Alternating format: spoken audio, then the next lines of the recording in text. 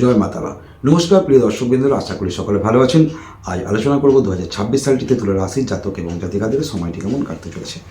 প্রথমে 26 সালের 1 জানুয়ারি গ্রহগত অবস্থান সম্পর্কে আপনাদের ধারণা দিয়ে দিই। আপনাদের তৃতীয় গৃহে ধনুর গৃহে মঙ্গল, শুক্র, বুধ এবং রবি অবস্থান করছে এবং পঞ্চম গৃহটিতে থাকছে কুম্ভের গৃহে রাহু এবং আপনাদের ষষ্ঠ গৃহে মীনের ক্ষেত্রে থাকছে শনি।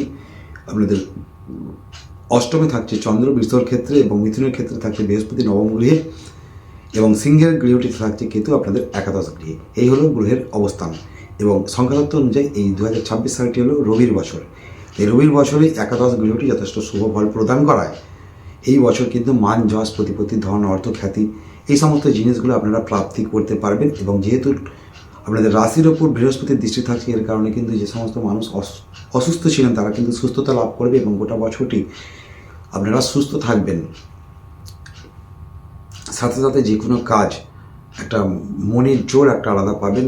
সাহসিকতার সঙ্গে যে কোনো কাজ সহজেই উত্তীর্ণ হওয়ার যোগটি লক্ষ্য করা যাচ্ছে এবং আপনাদের দ্বিতীয় গৃহটিতে বৃহস্পতির দৃষ্টি পড়বে জুন মাসের 2 তারিখে। এর ক্ষেত্রে কিন্তু মুখমিষ্টতা যথেষ্ট ভালো হয়ে যাবে, আত্মীয় স্বজনদের সঙ্গে যথেষ্ট সুসম্পর্ক পরিণত হবে। যাদের সঙ্গে এতদিন সম্পর্ক অবনতি ছিল তাদের ক্ষেত্রেও কিন্তু জুন মাসের 2 তারিখের পর থেকে আত্মীয় স্বজনদের সঙ্গে একটা যথেষ্ট সুসম্পর্কে পরিণত হবে এবং আত্মীয় স্বজন সকলে আপনাদের সুনাম করবে এবং বন্ধু বান্ধব যারা আছে সকলে আপনাদের নাম করবে, প্রশংসা করবে।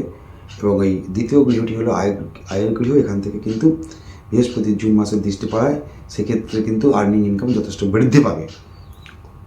এবং ধনুর ক্ষেত্রে তৃতীয় ক্ষেত্রে থাকছে বৃহস্পতির দৃষ্টি এবং শনির দৃষ্টি। এক্ষেত্রে কিন্তু আপনাদের তৃতীয় গৃহটি শুভ ফল প্রদান করবে।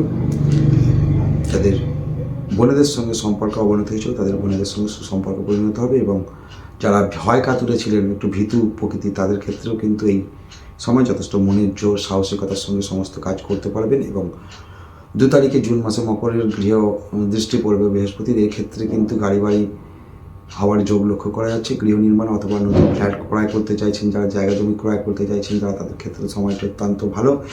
এবং যারা এডুকেশনের সঙ্গে যুক্ত আছেন শিক্ষার্থীদের ক্ষেত্রে সময়টি যথেষ্ট ভালো লক্ষ্য করা যাচ্ছে এবং পরিবারের সকলের সঙ্গে একটা সুসম্পর্ক বজায় থাকবে।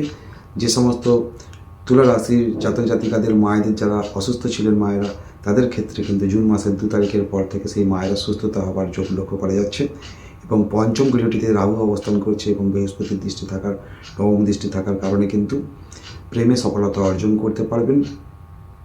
এবং জুন মাসের 2 তারিখের পর থেকে প্রেমে কিন্তু একটু ছোটোখাটো বিষয়ে কিন্তু বাগবিতণ্ডার সম্ভাবনাটা লক্ষ্য করা যাচ্ছে। সেক্ষেত্রে সচেতনতা অবলম্বন করতে হবে। এবং ষষ্ঠ গৃহটিতে থাকছে শনিদেব।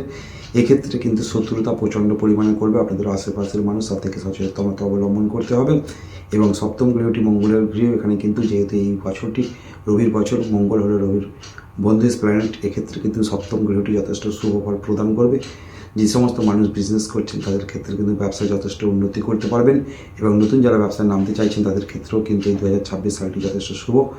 এবং যাদের বিবাহ এতদিন হচ্ছিল না তাদের ক্ষেত্রেও কিন্তু বিবাহ হওয়ার যোগটি যথেষ্ট প্রবল লক্ষ্য করা যাচ্ছে। এবং যারা প্রেম করছেন প্রেম থেকে কিন্তু বিবাহে পরিণত হওয়ার যোগটি লক্ষ্য করা যাচ্ছে। এবং বৃহস্পতি নবমে থাকার কারণে ভাগ্য এই বছরটি যথেষ্ট সহায় হবে। এবং ট্রানজিট করে যখন বৃহস্পতি তুঙ্গস্থ অবস্থানে কর্কটের গৃহে দশম গৃহে অবস্থান করবে, এক্ষেত্রে কিন্তু যে সমস্ত মানুষ দীর্ঘদিন ধরে কর্মের চেষ্টা করছেন, কর্ম পাচ্ছিলেন না, তাদের ক্ষেত্রে কিন্তু কর্মপ্রাপ্তি যোগটি প্রবল লক্ষ্য করা যাচ্ছে। এবং যারা কর্ম করছেন তাদের ক্ষেত্রে কিন্তু একটা প্রমোশনের যোগ লক্ষ্য করা যাচ্ছে। এবং আপনাদের একাদশে কেতু অবস্থান করছে গ্রহের আনন্দময় স্থানে। এই কেতু কিন্তু যথেষ্ট শুভ ফল প্রদান করবে। এই সময় কিন্তু গুপ্তভাবে আয়ের সম্ভাবনাটা আছে এবং আপনাদের অপ্রত্যাশিতভাবে আয় হওয়ার সম্ভাবনাটা লক্ষ্য করা যাচ্ছে। এবং দ্বাদশ গৃহটিতে থাকছে আপনাদের শনির দৃষ্টি। এক্ষেত্রে কিন্তু ব্যয় হওয়ার প্রবল যোগ, বেশি ব্যয় করার সম্ভাবনাটা আছে, তা থেকে সতর্কতা অবলম্বন করতে হবে। এবং এই বছরটি অ্যাভারেজে দেখতে গেলে প্রায় সমস্ত দিক থেকে যথেষ্ট শুভ ফলদায়ক হবে। শুধুমাত্র শত্রুতা আপনাদের সঙ্গে করবে এবং খরচ খরচার হার বৃদ্ধি পাওয়ার সম্ভাবনাটা আছে, তা থেকে সচেতনতা অবলম্বন করতে হবে। এবং অসুস্থ ব্যক্তিরাও কিন্তু এই 2026 সালে সুস্থতা লাভ করবে। অনুষ্ঠানটি দেখতে দেখতে লাইক এবং সাবস্ক্রাইব করতে ভুলবেন না। যে সমস্ত মানুষের ছোটোখাটো সমস্যা থাকবে সেই সমস্যাগুলি থেকে মুক্তি পাওয়ার জন্য আপনারা মা ভুবনেশ্বরীর নাম করুন, মা ভুবনেশ্বরীকে পারলে পুজো করুন, তাতে কিন্তু আপনাদের সমস্যা থেকে মুক্তি পাবেন আপনারা।